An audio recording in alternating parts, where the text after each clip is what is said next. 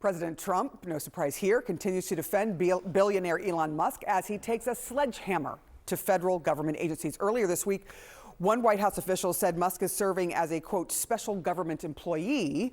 So how do Americans feel about Musk and his unelected role? CNN's Harry Enten is here to run the numbers for us. All right, how popular is the idea of having Elon Musk in this position, which has a great deal of power? Yeah, I think simply put, the American people did not sign up for this. They voted in Donald Trump. They did not vote in Elon Musk, a key role for Musk in Trump's administration. You see this 39% support, 53%, the clear majority opposed.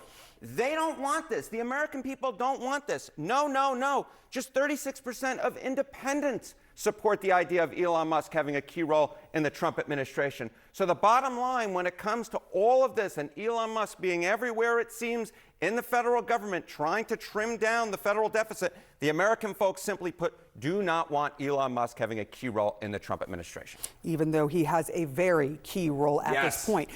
How has his own popularity sort of been impacted by this? Because if you go on Twitter or X, which he now owns, you would think he is the king of kings. He may be the king of X or Twitter, but he ain't the king of the United States of America. And if he were the king, he'd be a very unpopular king. Elon Musk's net favorable rating, you know, back in 2016 when he was known as the SpaceX guy, right? His net favorable rating was plus 29 points. By last year, pre-fall, he had dropped all the way down to -3 as he began to take on more of a political role. Remember, as he took on X, as he bought X, formerly known as Twitter. Now look in 2025. Whoa, the bottom has fallen out, minus 11 points. And it should be noted that Donald Trump's own net favorable rating is closer to about a net 0. So Elon Musk at this particular point is far more unpopular than Donald Trump is, who is at the apex of his popularity. In fact, what we see with Elon Musk is he is at the trough of his popularity. Look, I think a lot of people saw them as almost a package deal. You saw him more than J.D. Vance. We don't even say J.D. Vance's name. He is the vice president. It is Musk, Musk, Musk all day, every day because of the moves he's making. So does it seem like he's sort of becoming the face of this administration? Yeah, I think in some ways he is. He is becoming the face of this administration. Look at Google searches for Elon Musk. They're at their all-time high since Google started tracking this back in 2004. Get this, it's up 700% from this time last year. It's like a rocket ship taking up. And you mentioned J.D. Vance. Get this, searches for Elon Musk are 7 times as high as the searches for J.D. Vance. So the idea that Elon Musk can go do this and kind of quietly go into the corner, he's becoming a face of this administration, an unpopular face at that. And he certainly has not been quiet about any of it because he owns X and he can put everything out there, and we've seen it on a daily basis. As someone who's quite loud, I recognize other people who are quite loud. He's Harry, quite loud. You're loud? I know. We're all really shocked by This that. is actually a shocking revelation. Breaking news. Run the banner. All right, Harry Enten, thank you so much. I appreciate it. Kate. And also this morning, advocacy groups and unions are now suing the Treasury Department over Elon Musk's move with DOJ staffers to gain access to Treasury's payment systems, which disperse funds to federal agencies. The new lawsuit says this, in part: the scale of the intrusion into individuals' privacy is massive and unprecedented. And this comes on top of multiple other lawsuits the Trump administration is already facing for attempting to implement that blanket government-wide funding freeze. Joining me right now is Lisa Gilbert, the co-president of Public Citizen, a watchdog group that's behind the lawsuit against the Treasury Department. Lisa, thank you for coming in. Why sue? Why take on the Treasury Department? Why sue the Treasury Department specifically? As I know your group has also filed suit against DOJ over its uncertain legal status and authorities previously. Absolutely. Well, thanks so much for having me. And, our suit simply demands an immediate end to the systemic, continuous, and ongoing violation of federal laws that protect all of our privacy. That is the privacy of personal information contained in federal records.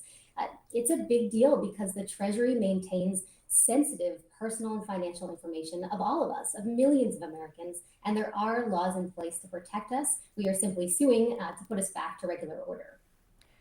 Are there assurances that Elon Musk or the Secretary of the Treasury could offer that would make it's not really about feelings, but I'll put it that way. It would make you feel better about DOJ staffers gaining access to this sensitive Treasury data?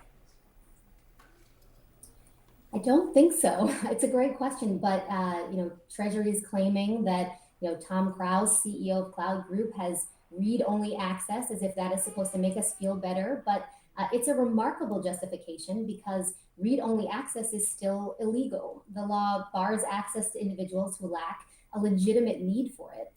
Presumably, they want this access for something. They plan to use the data in some way, either to reject payments or to use it for some other punitive purpose. It's something that regular Americans are fearful of, and certainly it's not something that's allowed or legal. Members of Congress have really joined in protest against these moves specifically by DOJ. I want to play for you something that Democratic Congressman Jamie Raskin said in standing out and protesting against moves like this. Elon Musk, you may have illegally seized power over the financial payment systems of the United States Department of Treasury, but you don't control the money of the American people. The United States Congress does that. We don't have a fourth branch of government called Elon Musk. And yours is not the only lawsuit that DOJ is facing around its structure and practices here. Why do you think this has struck such a chord?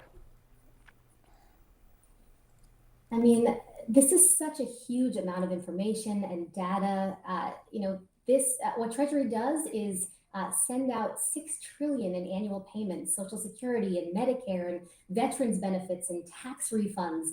This is how your grandfather gets his Social Security check, or how your mom's doctor gets paid by Medicare. This is something that an unelected billionaire shouldn't have the power to turn on or off. It's incredibly important private information. And I think it really is striking a chord. It makes people uncomfortable. Elon Musk and DOJ should not be allowed to continue to infiltrate and take over key government systems with no sense of what they're going to do with this information, or even worse, if they'll be using it for personal profit or things that could benefit his own company. Lisa, what you said you're asking for in the lawsuit is just a stop to this and a return to regular order, if you will, the way it has been. What is the next step here? I mean, how quickly can this happen? What are you watching for in terms of the next move and trying to decipher the intentions here? Well, early this morning, we're filing our motion for a temporary restraining order to stop DOJ from accessing Treasury records. So that's the next move, and we'll be waiting to see how the courts respond. I think in the interim, watching very closely to see how Treasury and Musk and Trump respond to the outrage from members of Congress and senators, as you referenced, from regular Americans. There was a huge protest in front of Treasury last night, responsive to the outrage. I think we're going to continue to see them try to justify what they're doing. But again, there really is no justification. This is our information. These are our payments. It is simply not acceptable for DOJ to be poking around and potentially taking punitive actions here. Let's see what happens next. Lisa Gilbert, thank you for coming on.